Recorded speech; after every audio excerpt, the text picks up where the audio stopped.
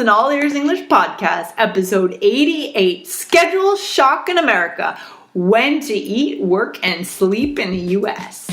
Welcome to the All Ears English podcast, where you'll finally get real native English conversation with your hosts, Lindsay McMahon, the English adventurer, and Gabby Wallace, the language angel, from Boston, USA. In this episode, you'll learn how to adjust to an American schedule. Lindsay! Gabby! How's it going? It's alright. All right. Mm-hmm. Yeah, so we've been getting some awesome reviews from Spain. Yeah, we want to say thank you so much to our listeners in Spain, Javier, Monichica, Manues, BBGG, PP, Lydia 1546, McValdi, and Mac Monolo. Thank you so much. I also want to say thanks to our loyal listeners, Joan and Alfonso. Thanks, guys, for listening to us. We love you guys. Thank you for listening. And please go over to the iTunes store in your country and leave us a review if you haven't done that yet. That helps us to keep this show going for you. Yes, please. Speaking of Spain, we just read an article in the New York Times about how the Spanish people are reconsidering their daily schedules or their routine. That's right. Or the Spanish government is considering manipulating the time schedule. So we don't know how you guys feel about that. We would be interested, and maybe if you want to leave a comment on our blog and let us know how you feel about that idea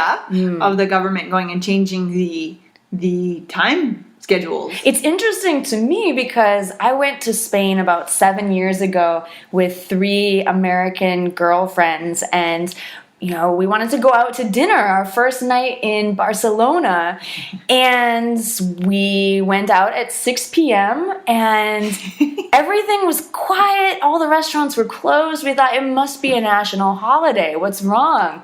What's going on? We asked at the restaurants and they said, well, it's only 6 p.m. What are you talking about? Come back later. So we went so back. Funny that you showed up at 6 p.m. 6 p.m. So lame. That's American, right? It's very American. We went back at 9 p.m. and still it was so empty. Nobody at the restaurants, but we were so hungry. So we went out, we sat down, we started eating, and then around 10 p.m. people started showing up, and I was shocked. I had no idea that people ate dinner so late. It seemed so late to us Americans. So that was schedule shock for you. Yes, that was schedule shock. I love this term.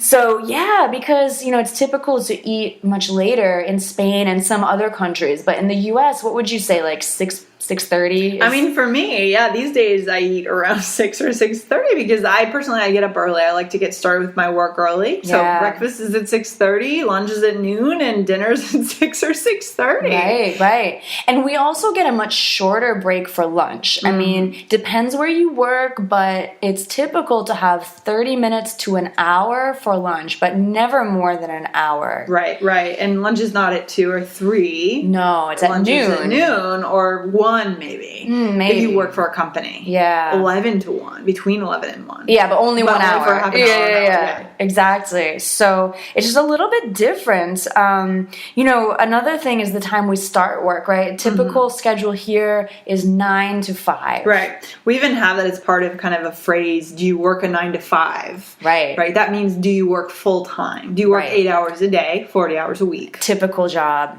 So when I started work in Japan at a Japanese company, they just told me, when I arrived, they picked me up from the airport and they said, okay, here's your hotel, you stay here tonight and we'll see you at work tomorrow morning. I said, great. And I didn't really ask what time they meant. I just assumed that it would be the same as American hours. So I showed up at the office at 9 a.m. and no one was there. You've been in a lot of awkward situations abroad. Where I'm the only one out. Yeah, so there were no lights on. Everything was dark in the office. So I just turned on the lights. I sat down by myself. And then an hour later at 10 a.m., people started showing up. Oh man, that's so funny. Another thing that I thought when I was living in Japan, in Tokyo, I also thought it was interesting that it's very common in Japan to go out with your coworkers after work and drink, and that's how professional relationships are built, which is so different from here in the U.S. What do we do here in the U.S.? Well, you might set up a lunch appointment. You know, there's even a book called Never Eat Alone that talks about how you should network by eating lunch with other professionals, other coworkers. Interesting. But we don't typically go out after work to drink. Usually people leave the office and they go straight home. You know, unless there's like a special event, like someone's retiring or sometimes if you're in your 20s or early 30s, you might go out for happy hour, as we were saying, but happy hour with your coworkers would last a maximum of 2 hours. It really wouldn't be all maximum. People really want to get home 7 or 8. Yeah, so it's really different than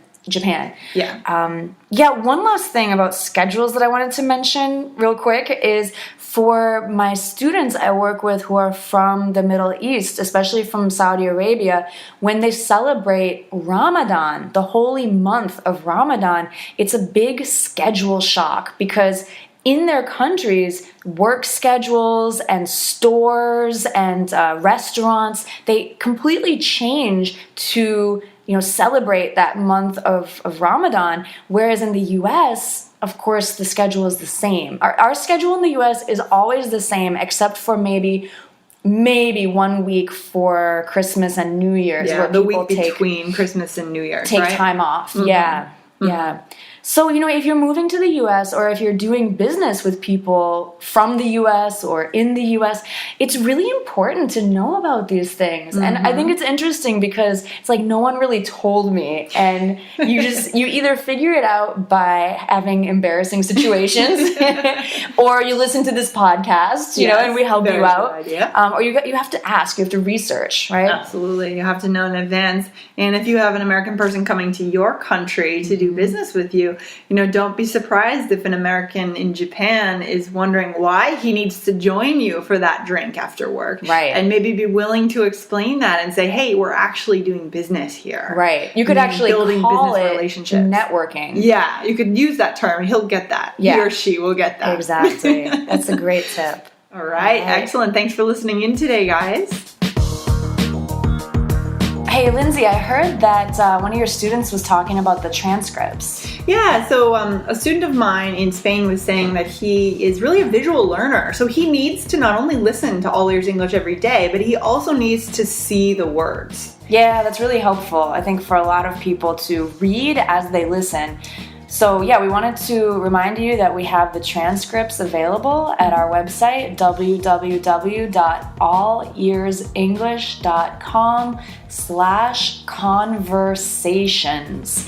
And the transcripts are just the text of what you're hearing. Just every word that we're saying spelled out for you, so there are no secrets. You'll know exactly what we're saying, so come on over.